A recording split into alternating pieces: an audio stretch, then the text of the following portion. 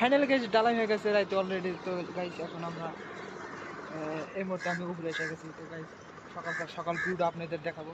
তো গাইস দেখতে পাচ্ছেন এখানে আমার পিছনে ঢালাই করা হয়ে গেছে অলরেডি। তো আজকে এখানে কাজ চলবে। তো গাইস আর একটা কথা আপনাদের দেখাবো, সকালের ভিউটা কি একটা অসাধারণ লাগে। তো দেখতে পাচ্ছেন এখান দিয়ে সূর্য উদয় হচ্ছে ওই যে ওখানে। তো গাইস এখানে দেখতে পাচ্ছেন মাছ বাজার, এখানে মাছ মার্কেট পুরো এখানে মাছ পার্সেল হয়ে যায় বিভিন্ন জায়গায়। তো গাইস চলেন আপনাদের আরও কিছু দেখাবো। তো নিচে কীরকম করে ফিটিং করা হয়েছে, তো আমি আপনাদের আজকে বিল্ডিংয়ের বিষয়ে জানাবো। তো এখানে সিঁড়ি নামতেছি আমি।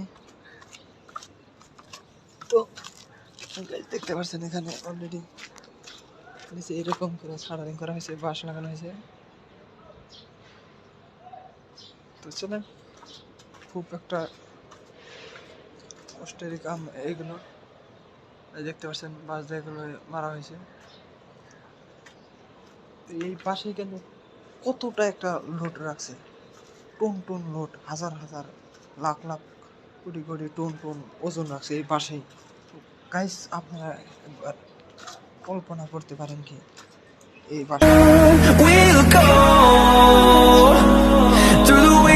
through the highways till my shadow turns to sun rays, and on we'll go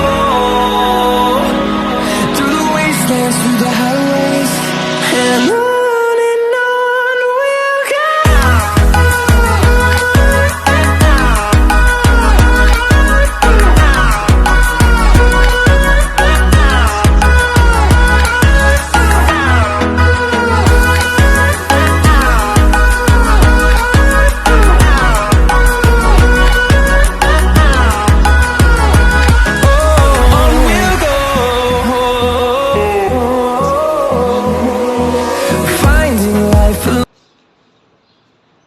দেখতে পাচ্ছেন গাইস,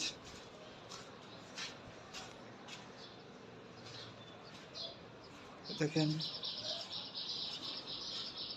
এখানে কিন্তু কিচেন রুম বানানো হয়েছে।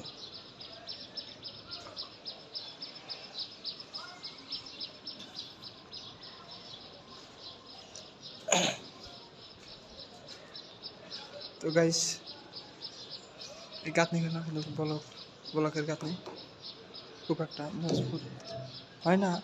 অলরেডি এটা খুব মজবুত হয়, এই গাঁথনিটা কিন্তু সেই হিভিট হয়, কারণ এটা 5 ইঞ্চি গাঁথনি আর এটা হলো তোমার 5 ইঞ্চি গাঁথনি।